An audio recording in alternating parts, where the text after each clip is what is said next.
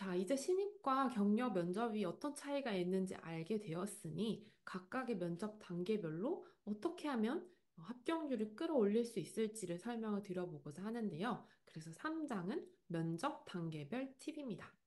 자, 전과 면접 중 그리고 면접 후 이렇게 나누어서 세 가지로 3단계로 설명을 드려볼 건데요. 먼저 면접 전. 서류를 내는 서류 전형에 해당하는 단계죠. 요 과정에 대해서 먼저 한번 쭉 훑어보고 그 다음에 각각을 설명해 보도록 하겠습니다. 일단 면접 전에는 서류 전형이 있죠. 근데 생각보다 내야 되는 서류들이 꽤 많습니다. 이력서, 경력기술서, 포트폴리오.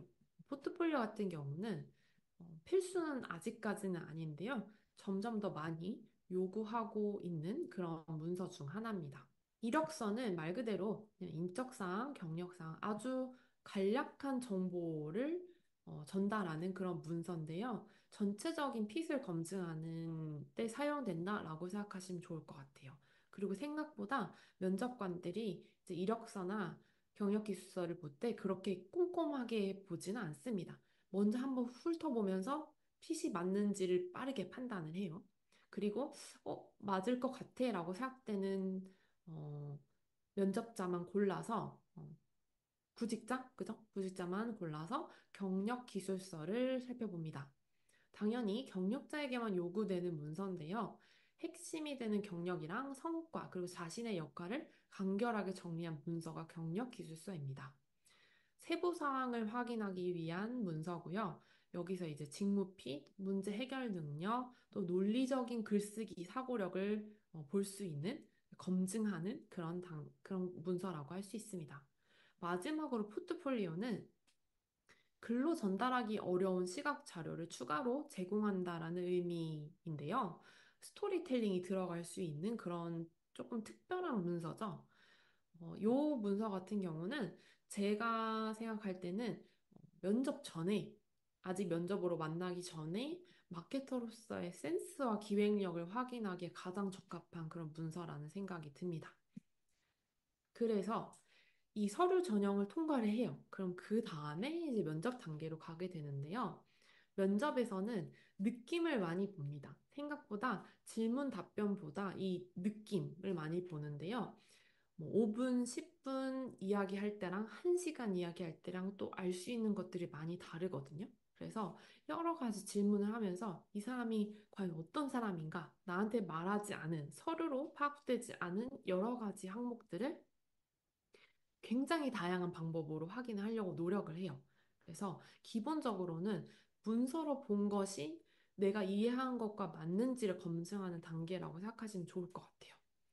이제 면접 단계를 넘어간 분들께만 과제를 주는데요. 혹은 뭐 면접과 과제를 같이 제공하는 그런 회사도 있지만, 과제 단계에서는 이제 또 면접에서 말한 내용이 사실이랑 가까운지 검증을 합니다. 이제 여기서 실제 실무 능력이랑 다양한 역량, 그리고 지원자의 성격이 이제 확 드러나요. 그래서 이렇게 왼쪽부터 오른쪽으로 갈수록 면접관들이 리스크를 낮추기 위한 행위라고 생각하시면 이해가 쉬우실 것 같아요. 사람을 한번 잘못 뽑으면 들어간 비용과 노력, 그리고 피해가 너무 크기 때문에 계속 검증하면서 안 좋은 사람, 혹시 맞지 않는 사람을 뽑을 가능성을 계속해서 낮추는 그런 활동이라고 보시면 좋을 것 같아요. 그리고 하나 더 꼭 참고하셔야 될 부분은 바로 이건데요. 실제로 제가 이제 팀원들을 뽑을 때마다 항상 이렇게 정리를 하는 그런 시트가 있어요. 사람을 뽑을 때는 무조건 비교 대상이 있습니다.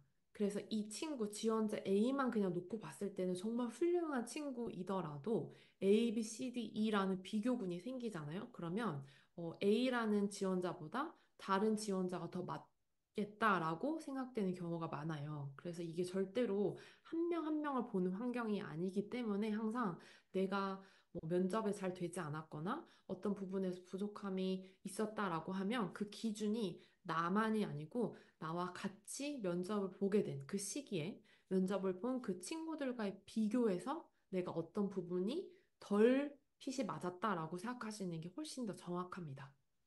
이 부분을 꼭 말씀을 드려보고 싶었어요. 왜냐면 면접관의 입장에서 채용을 할 때는 또 이런 것들이 잘 보이는데 면접자로 참여하면 잘 느끼기 어려운 부분이라서 한번 짚어가고 싶었고요. 자, 그래서 경력 기술서는 어떻게 써야 잘 쓰는 건가요? 제가 하나의 예시를 가지고 설명을 드릴 건데 그 전에 세 가지 중요한 포인트를 짚어볼게요. 일단 지금 오늘 참여하신 여러분 같은 경우는 핵심 경험이 3개, 5개가 넘어가긴 좀 어려울 것 같아요. 보통은 6개월, 1년 안에 완료된 프로젝트를 기준으로 핵심만, 그래서 한 기간에는 하나의 경험만 적어주시는 게 좋습니다. 그리고 성과, 그리고 일의 배경, 그리고 나의 역할, 그 역할을 수행하는데 어떤 기술이 들어갔는지의 순서로 적어주시면 아마 이해하시기가 보는 사람이 딱 이 친구가 어떤 능력이 있는지를 보기가 훨씬 더 편합니다. 마지막으로 이 역할에 있어서 어떤 관점으로 설명해야 되냐면 문제를 해결한 부분, 생산성을 높이거나 커뮤니케이션 효율을 높인 부분, 이 세 가지의 포인트를 가지고 적어주시면 가장 좋습니다. 이렇게 설명하면 아마 구체적으로 그게 무슨 뜻이지? 궁금하실 텐데요. 하나 예시를 가져와 봤어요.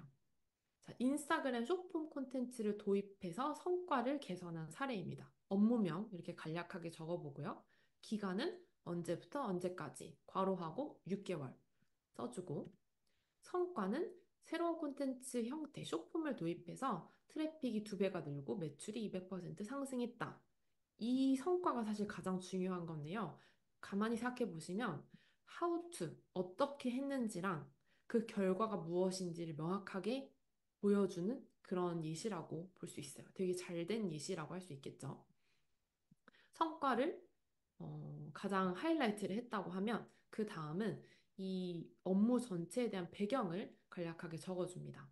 인스타에서 발생한 매출이 지난 반기 대비 떨어졌대요. 그래서 성과를 개선하기 위해서 원인을 분석하고 대책 마련이 필요했다. 자, 그래서 나의 역할은 무엇이었냐?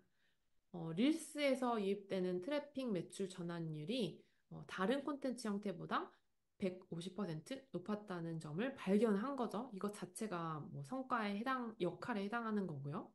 발행량과 주기를 3배를 확대해서 트래픽도 늘고 매출이 늘었다. 이제 이 부분이 이제 내가 문제를 해결한 것을 이제 요약을 한 거죠.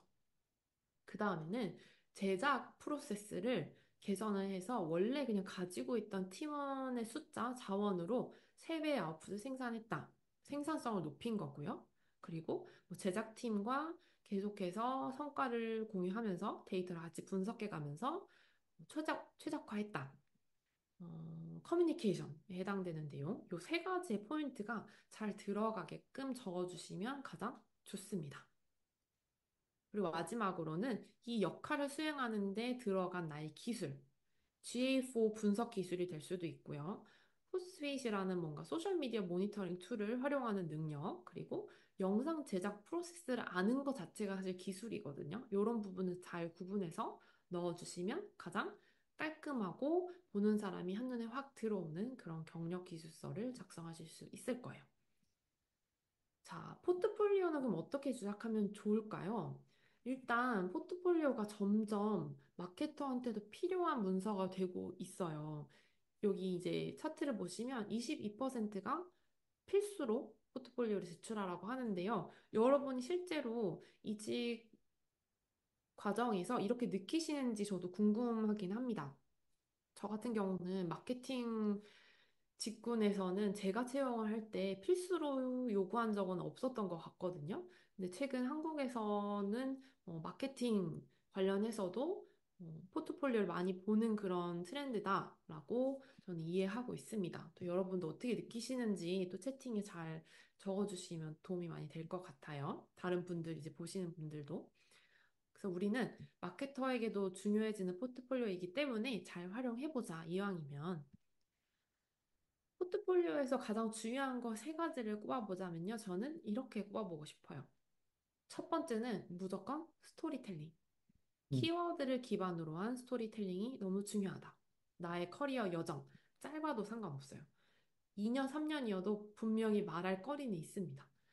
스토리텔링, 핵심 역량이나 나의 주요 성과 그리고 여정을 스토리로 전달하는 것이 가장 중요하고요. 두 번째는 시각화가 정말 중요합니다. 시각화를 하지 않을 거면 사실 포트폴리오가 필요가 없다고 할 수 있죠. 경력이나 경험들을 뒷받침하는 시각 자료.